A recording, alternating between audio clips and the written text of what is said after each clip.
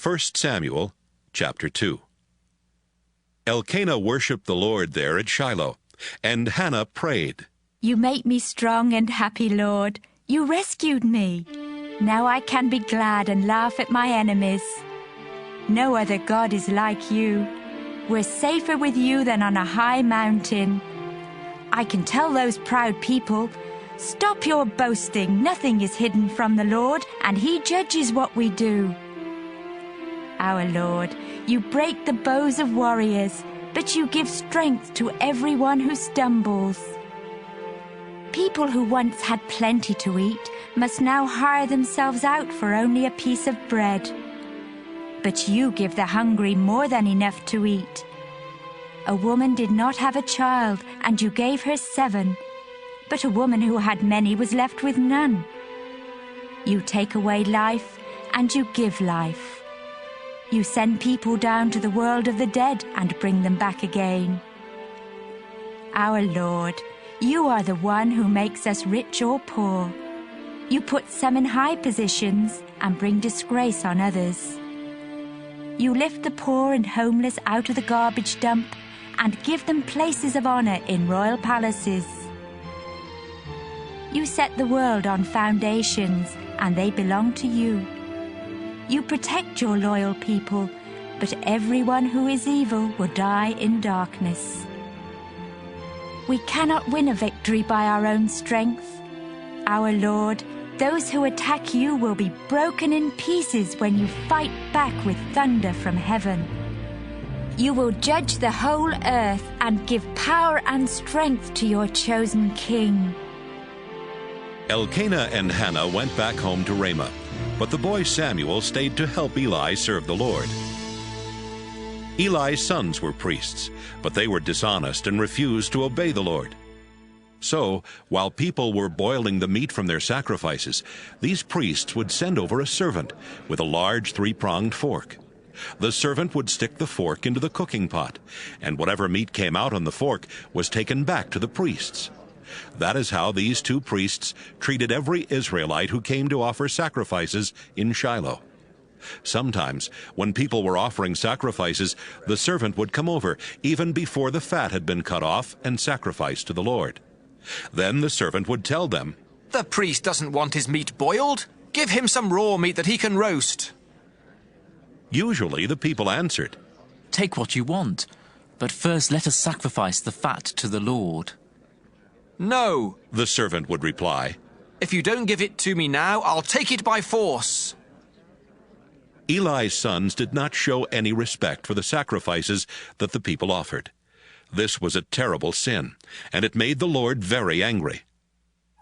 The boy Samuel served the Lord, and wore a special linen garment and the clothes his mother made for him. She would bring new clothes every year, when she and her husband came to offer sacrifices at Shiloh. Eli would always bless Elkanah and his wife and say, Samuel was born in answer to your prayers. Now you have given him to the Lord. I pray that the Lord will bless you with more children to take his place. After Eli had blessed them, Elkanah and Hannah would return home. The Lord was kind to Hannah, and she had 3 more sons and 2 daughters. But Samuel grew up at the Lord's house in Shiloh. Eli was now very old, and he heard what his sons were doing to the people of Israel. Why are you doing these awful things? He asked them. I've been hearing nothing but complaints about you from all of the Lord's people. If you harm another person, God can help make things right between the 2 of you. But if you commit a crime against the Lord, no one can help you. But the Lord had already decided to kill them, so he kept them from listening to their father. Each day the Lord and his people liked Samuel more and more. One day a prophet came to Eli and gave him this message from the Lord. When your ancestors were slaves of the king of Egypt, I came and showed them who I am. Out of all the tribes of Israel, I chose your family to be my priests. I wanted them to offer sacrifices and burn incense to me, and to find out from me what I want my people to do. I commanded everyone to bring their sacrifices here where I live, and I allowed you and your family to keep those that were not offered to me on the altar. But you honor your sons instead of me. You don't respect the sacrifices and offerings that are brought to me, and you've all gotten fat from eating the best parts. I am the Lord, the God of Israel. I promised to always let your families serve me as priests, but now I tell you that I cannot do this any longer. I honor anyone who honors me, but I put a curse on anyone who hates me. The time will come when I will kill you and everyone else in your family.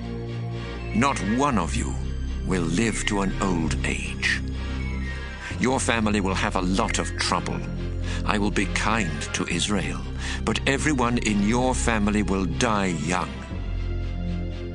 If I let anyone from your family be a priest, his life will be full of sadness and sorrow. But most of the men in your family will die a violent death. To prove to you that I will do these things, your 2 sons, Hophni and Phinehas, will die on the same day. I have chosen someone else to be my priest, someone who will be faithful and obey me. I will always let his family serve as priests and help my chosen king. But if anyone is left from your family, he will come to my priest and beg for money or a little bread. He may even say to my priest, "Please let me be a priest, so I will at least have something to eat."